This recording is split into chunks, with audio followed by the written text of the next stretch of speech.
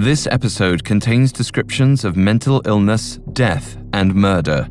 We advise extreme caution for children under 13.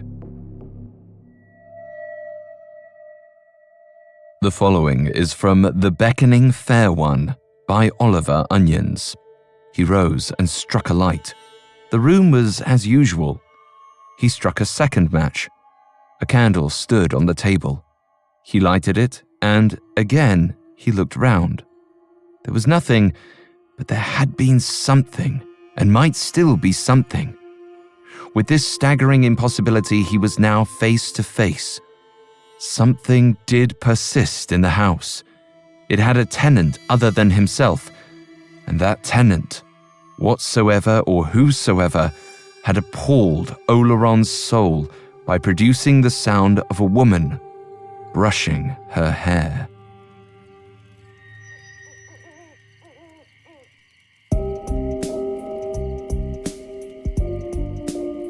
Good evening, everyone, and welcome back. I'm Alistair Murden, and this is Haunted Places Ghost Stories, a Spotify original from Parcast. In this series, we reimagine ghostly tales from some of history's greatest authors. The following version is our own unique take. It may feel familiar in some ways and different in others. We hope you enjoy it. You can find episodes of Ghost Stories and all other Spotify originals from Parcast for free on Spotify. Today, we're concluding our series on haunted artists. All month long, we've been retelling stories about people whose artistic pursuits took a sinister turn. This week's story is no different. Published in 1911, The Beckoning Fair One is often described as one of the greatest ghost stories in Western literature, but its author is relatively obscure. Oliver Onions was an English novelist known for his grim satirical stories and supernatural tales. Though Onions received some critical recognition for his work, his books were never commercially successful. And today, many of them are out of print. In this way, he's not so different from the protagonist in today's tale. The Beckoning Fair One is about a writer named Paul Oleron. I'll be telling the story from his perspective. Paul longs to achieve artistic perfection, but creating great literary works doesn't always pay the bills. So when he finds an affordable apartment that just needs a coat of paint, it seems too good to be true. But what Paul doesn't understand is that he didn't find the apartment. The apartment found him. Coming up, Paul walks into a trap.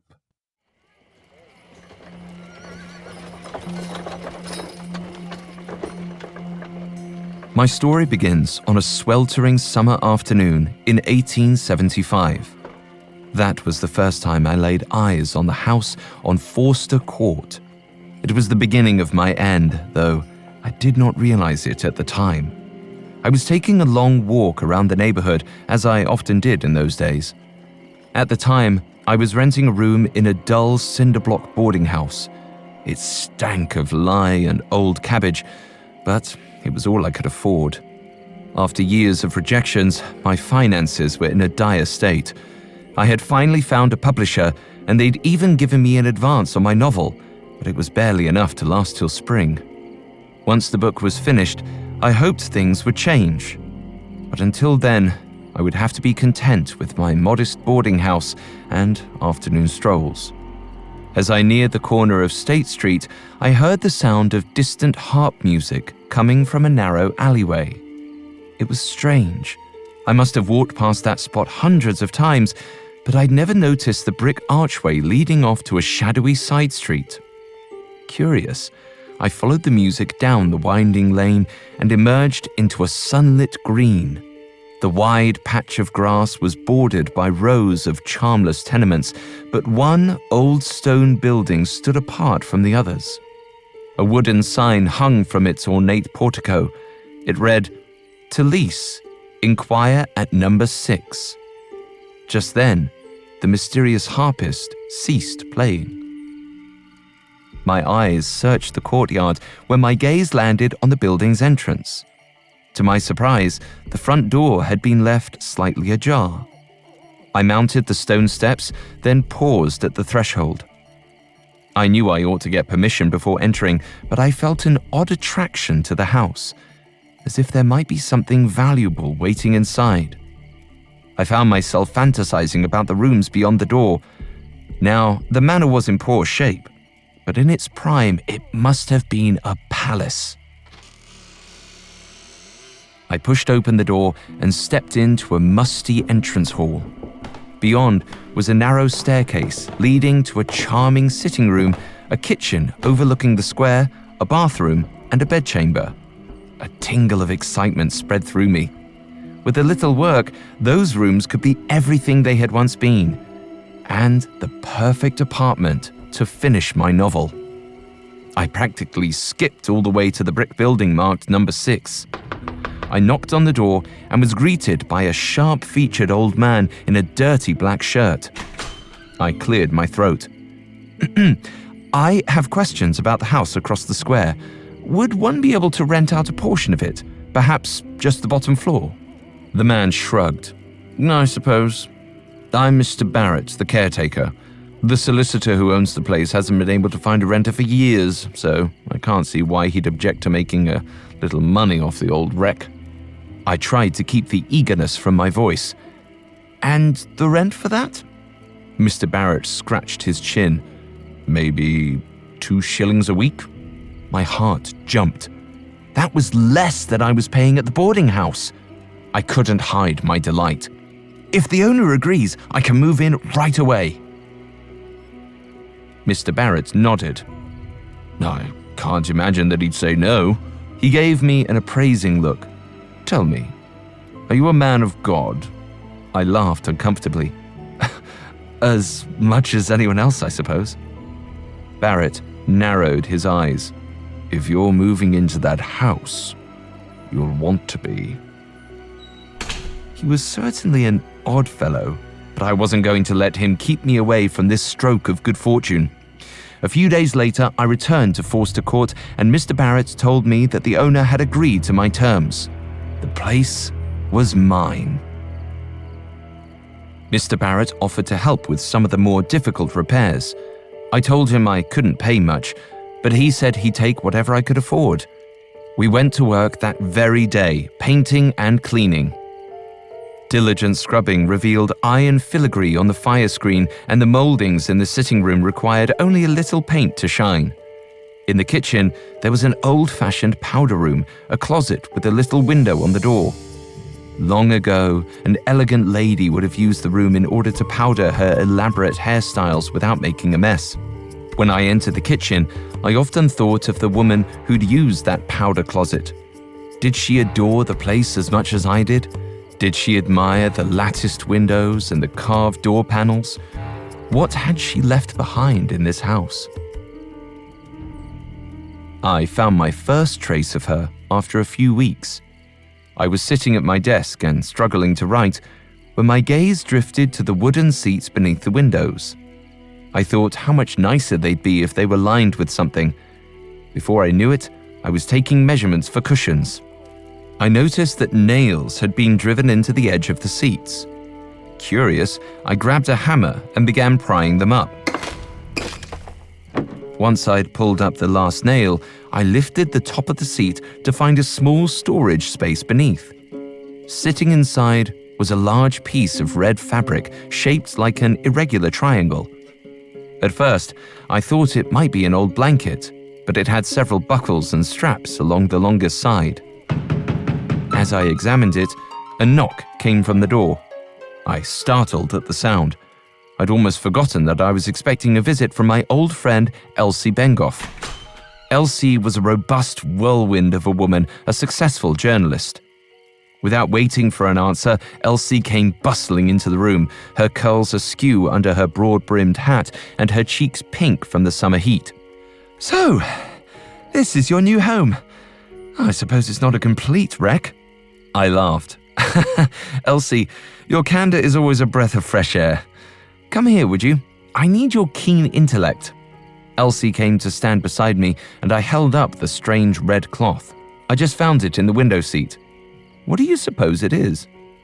She examined it and replied, how funny. It looks like a harp cover. My breath caught in my throat. The music that had led me here. Hadn't it been a harp? Elsie tossed the cover aside and seated herself upon the settee. So, enough niceties. Tell me, what progress have you made with Romilly Bishop? Elsie loved to help with my writing, but she was particularly invested in my current novel, probably because she had inspired its protagonist. Romilly Bishop was also a strong-willed woman who wasn't afraid to speak her mind.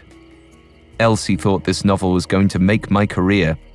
There'd been a time when I'd agreed, but lately I'd begun to feel unsure about my beloved Romilly.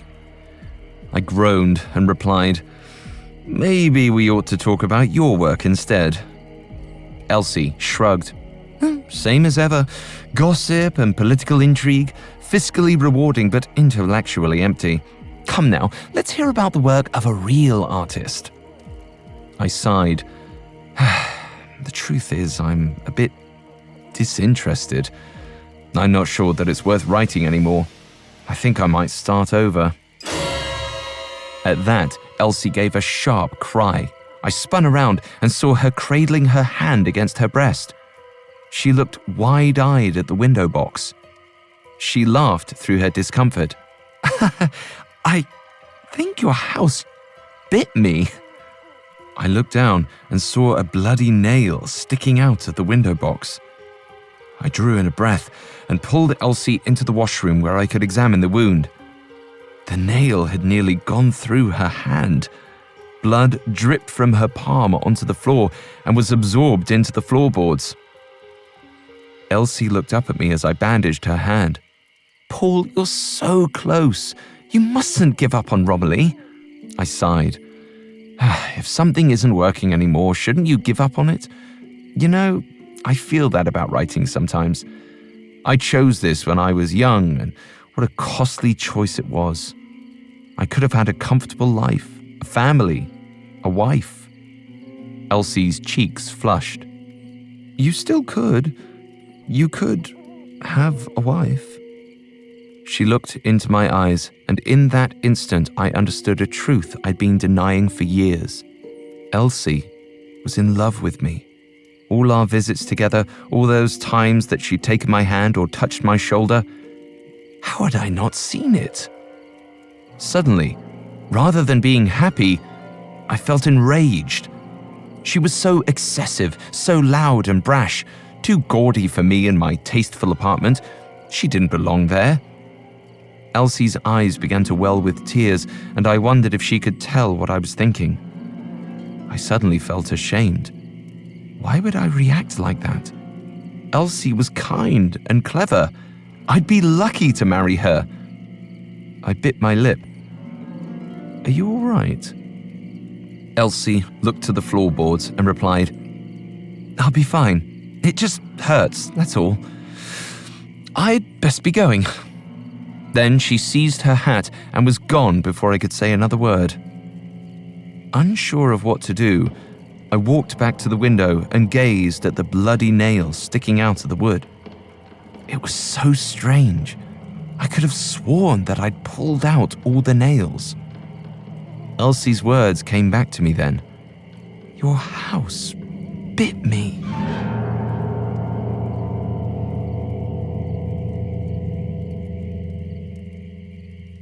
Coming up, Paul descends into a troubling obsession. I'm Sarah Turney, host of Disappearances, a Spotify original from Parcast.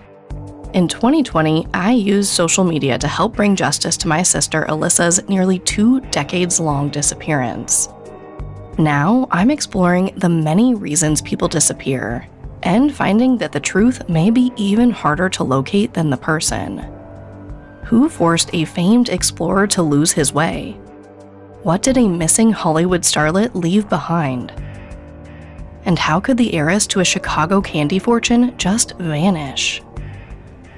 Every Thursday on Disappearances, join me for a deeper look into history's most gripping missing persons cases, tracking timelines, analyzing clues, and piecing together as many answers as possible to find the actual truth. Follow the Spotify original from Parcast, Disappearances. Listen free only on Spotify.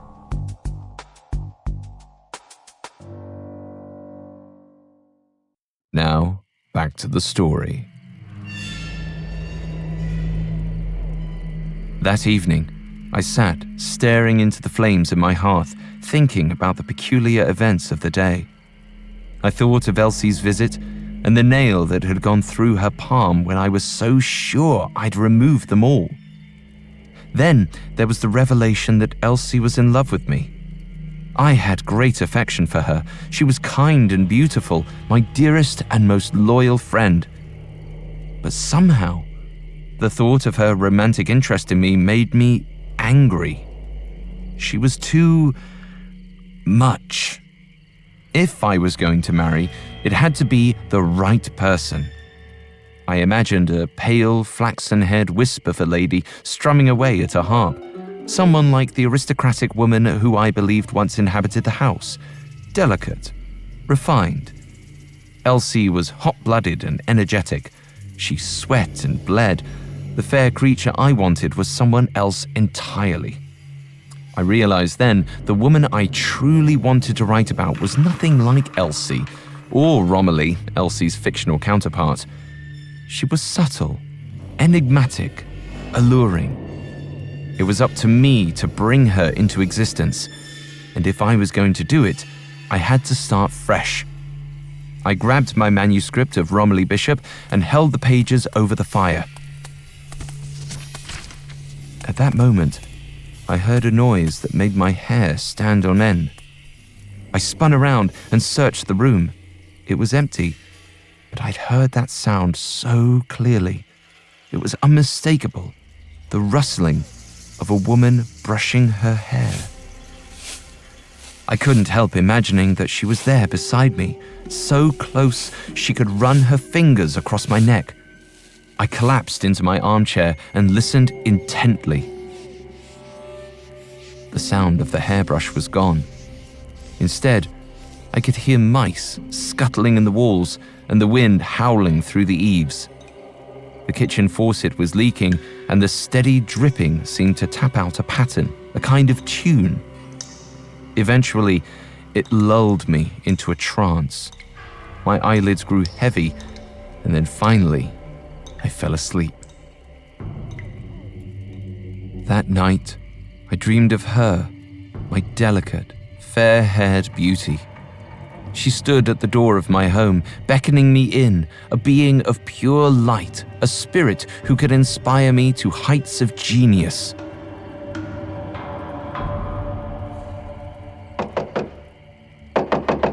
I awoke the next morning to a violent knocking. When I opened the door, I found Mr. Barrett standing before me. He pursed his lips. "Why didn't you answer before?" he demanded. "I was asleep," I said curtly, exasperated at his rudeness. Barrett looked perplexed. "But I could hear you humming." I told him he was mistaken, but Barrett insisted. "You were. I recognized the tune." He began to hum an oddly familiar melody. After a moment, I realized that I'd heard it last night, in the dripping of the tap. My pulse quickened. "I must have been humming it in my sleep. What did you say the name of the song was?" Barrett sighed. "It's called The Beckoning Fair One, an old folk song usually played on the harp, but that's not why I came. I saw that woman who stopped by yesterday. I thought I'd remind you what the good book says about men who corrupt young women." I made a sound of disgust. "I wasn't corrupting anyone. She's a friend." Barrett interrupted me. "I don't care for excuses. There's a God above who will judge you, sir. Until he does, I won't abide by it." I sputtered indignantly, but Barrett turned and left without another word. At first, I was furious at his insinuations, but as time went by, I realized it didn't really matter. The people outside my home seemed less important with each passing day, even Elsie. And perhaps that was for the best. After all, it was almost as though the house disliked her. Or perhaps my beckoner was jealous. Maybe it was she who'd wounded Elsie's hand. I supposed it made no difference. Whether it had been by accident or by design, I didn't think Elsie would ever have the courage to return. But then, on a chilly day in late November, Elsie proved me wrong. She arrived on my doorstep, looking bedraggled and melancholy. "I can't stay," she said. "I came because I heard about a call for short stories and I thought you ought to know of it." She then handed me a letter. I stopped myself from groaning aloud. "Thank you for thinking of me." Elsie looked stung. She looked at the ground and told me she'd better be going. I followed after her. "Please, let me see you out," I insisted. Elsie started down the stairs, calling out, No, please. I can see myself." There was a loud crack, and Elsie shrieked as her foot broke through the wooden step. I ran to her to find a shard of wood had stabbed her in the calf. A red stain was already spreading across her skirt. She looked at me, tears streaming down her face. "I shouldn't have come. I should have known. You don't." I suddenly felt like a hand was clutching my heart. "Elsie, you are so dear to me." Her voice trembled as she replied, "Please, stop. Leave me a little pride." I went silent and helped her up. I accompanied her down the stairs and then across the green. She stopped me when we reached the end of the lane. "Please," she said, "I can go on by myself from here." I tried to insist on taking her to a doctor, but she wouldn't hear of it. She joked, "Maybe I'll allow it the next time your house attacks me." I took a deep breath and replied, "Elsie, I'm so sorry. But you mustn't come again. It's the caretaker. Elsie shook her head. "You can't lie to me, Paul. I know you too well. It's not the caretaker who wants me gone. It's you." I watched, ashamed, as she then limped down the alley. But the instant she disappeared, a strange feeling washed over me. I felt oddly liberated. I was free of her, and now my thoughts could drift back to my great work, my new novel. I was anxious to get home, but first I headed toward the church. I needed to see an old acquaintance. The Reverend Peter Mathers greeted me with a cheerful grin and led me to his wood-paneled study. He was a small man with large, thick-rimmed glasses and silver hair.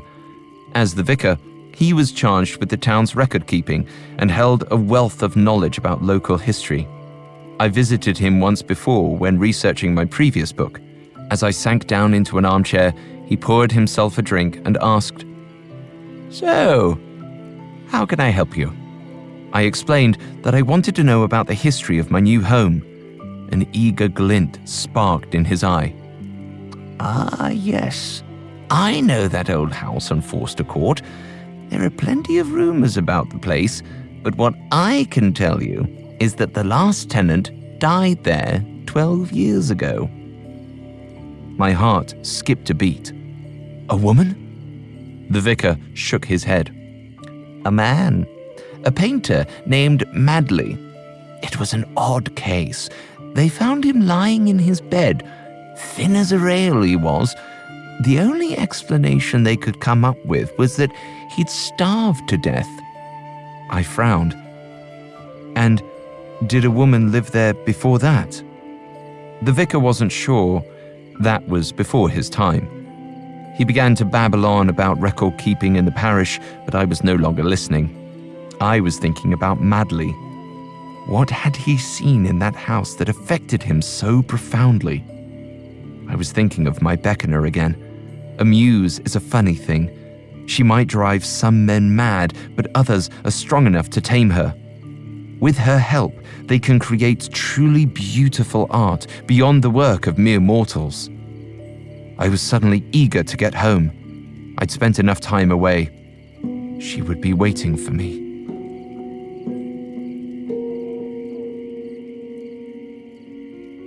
After that day, I felt her presence more than ever. What had once been a silly fancy was quickly becoming an obsession. She was so real. It was as if she waited for me around every corner, yet I could never catch a glimpse of her. It frustrated me to no end. If I could just see her, then I would be able to write my book. Not a disposable tale like Romilly Bishop, but a work of true genius. Soon, I found that if I stood in the doorway of my bedroom, I could see into every room in the house. I waited there for hours, watching for the slightest movement. A shadow falling across the kitchen, or a curtain billowing in the sitting room. But still, I never saw her. After some time, a letter came from my publisher. They were deeply concerned and wished urgently to speak with me, but somehow it seemed unimportant. Those sorts of worries belonged to my old life. I lived in a different world now, one where all that mattered existed between the walls of my home. Before long, I'd arranged for provisions to be delivered to my door every week, but I soon lost interest and let them pile up in the hall. They weren't worth a trip out to the landing. More letters from my publisher arrived, but I didn't open them. The only thing I needed was my beckoner. This was my true hunger. I waited and waited, thinking of what I would write when the time came. Then, one rainy night, I had a realization. I was laying in bed, listening to the raindrops tapping a pattern against the window panes when it occurred to me. It was Romilly who was keeping my beloved away. I hadn't burned the manuscript as I'd intended weeks ago. That was why my beckoner wouldn't show herself. How could she, with her rival still living in my house? I ran to my desk and found the manuscript. I should have thought of it sooner. I knelt by the hearth to feed the pages into the fire when a knock interrupted my reverie. Then there was a voice. Elsie's voice. "Paul," she called out. "Are you in there? Paul!" A searing rage came over me. For a moment, I wanted to open the door and lunge at her, but then Elsie's voice came again. "Paul, please! I think you're in trouble." I stifled a low chuckle. Didn't she know? She was the one in danger. With that, I dropped the first page of Romilly Bishop into the hearth. One by one, the flames devoured the pages, and Elsie kept crying my name. I mimicked her high-pitched whine. "Paul, Paul, it's horrible!" I laughed again. She was so insignificant. Even now, her cries were fading. All that mattered was the fair one. The last page of the manuscript burned, and I leapt to my feet. It was time. I looked around the room, and my heart nearly stopped. A shadow was rising in the hallway. It was pooling like black silk, floating toward me, arms outstretched. Its face, her face, was thin and pearlescent. She was everything I'd imagined. I closed my eyes and felt a kiss upon my lips. For a moment, we floated. Then Elsie's voice cut through our embrace. "Paul, Suddenly, the lips were gnashing teeth, tearing at my flesh. I screamed and clawed at my face, falling back into bed. The shock of it overtook me. and the world turned black. I awoke in a panic. What had happened? Where was Elsie? I screamed for her to watch out, to leave. But my voice was a hoarse whisper. Suddenly, I understood what I had lost. I'd given up my novel and my friend, my love. I tried to raise myself out of bed, but I was so weak, I could barely walk. I crawled to the kitchen, desperate for a drink of water. I stumbled to the powder closet where the glasses were kept, but the door wouldn't budge. Something was blocking it. I pawed at the panel covering the window in the door until I finally pushed it aside. My blood went cold. There was something stuffed inside. It was wrapped in the harp cover, the faded red cloth now mottled and stained. With a trembling hand, I reached out and pulled it away. My heart stopped. It was a woman's features beneath the fabric. Wide eyes, round, rosy cheeks. I awoke in my bed sometime later. The body was gone. Elsie had never been here. There was only one woman in that house, my fair one, and I would lay there, ready for her arrival. Even now, after the constables took me away, I am still awaiting her. I know she is hiding somewhere. I will keep waiting. The ecstatic day when she will finally show herself to me is almost at hand.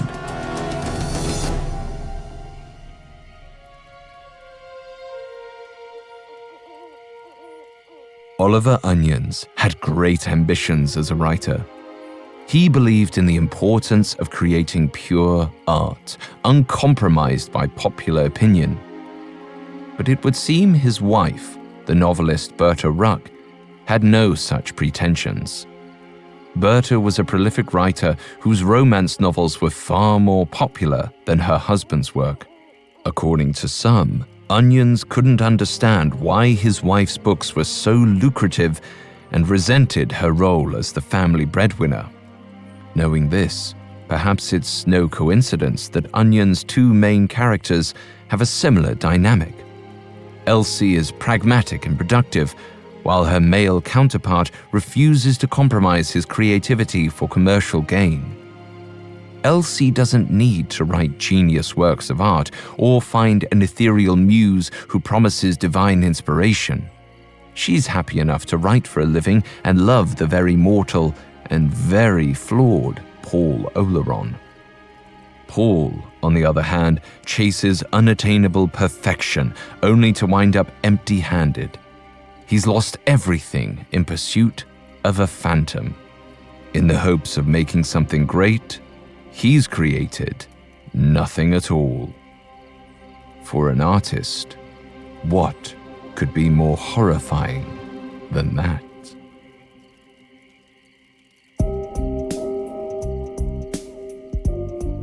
Thanks again for tuning into Haunted Places Ghost Stories. We will be back on Thursday with a new episode. You can find more episodes of Ghost Stories and all other Spotify originals from Parcast free exclusively on Spotify. See you on the other side.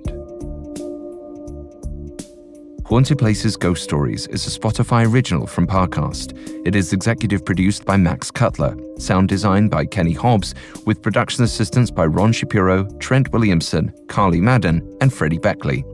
This episode of Haunted Places Ghost Stories was written by Zoe Louisa Lewis, with writing assistance by Robert Teamstra and Alex Garland, fact-checking by Claire Cronin, and research by Mickey Taylor. I'm Alastair Murden.